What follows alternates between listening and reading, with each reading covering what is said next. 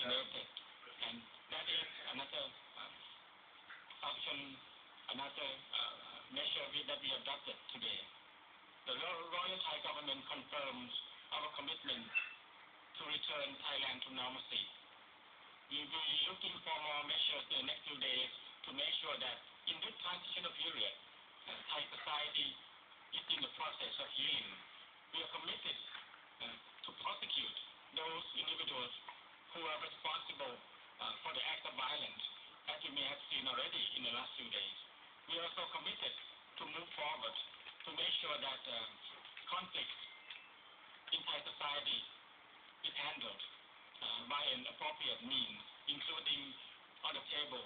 We have the roadmap that awaiting for society to implement, to negotiate, and to move forward. In this regard,